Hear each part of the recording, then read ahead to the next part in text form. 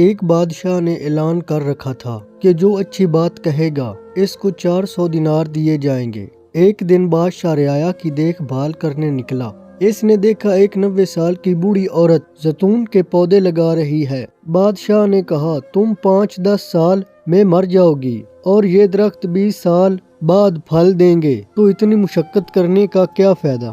بوڑھی عورت نے جواباً کہا ہم نے پھل کھائے، وہ ہمارے بڑوں نے لگائے تھے اور اب ہم لگا رہے ہیں تاکہ ہماری اولاد کھائے۔ بادشاہ کو اس بوڑھی عورت کی بات پسند آئی، حکم دیا اس کو 400 دینار دیے جائیں۔ جب بوڑھی عورت کو دینار دیے گئے وہ مسکرانے لگی۔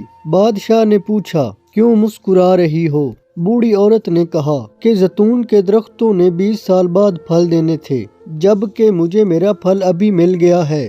بادشاہ کو اس کی یہ بات بھی اچھی لگی اور حکم جاری کیا اس کو مزید 400 دینار دیے جائیں۔ جب اس عورت کو مزید 400 دینار دیے گئے تو وہ پھر مسکرانے لگی۔ بادشاہ نے پوچھا اب کیوں مسکرائی؟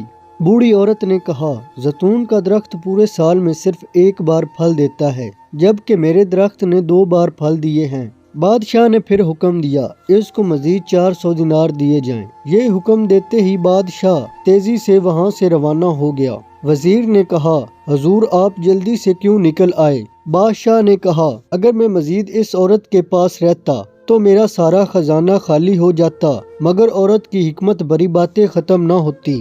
اچھی بات دل کو موہ لیتی ہے، نرم رویہ دشمن کو دوست بنا دیتا ہے، حکمت بھرا جملہ بادشاہوں کو بھی قریب لے آتا ہے۔ اچھی بات دنیا میں دوست بڑھاتی اور دشمن کم کرتی ہے۔ آپ مال و دولت سے سامان خرید سکتے ہیں، مگر دل کی خریداری صرف اچھی بات سے ہو سکتی ہے، لہذا دل کے خریدار بنیں، مال کے طلبگار نہ بنیں، اچھے اخلاق بنائیں۔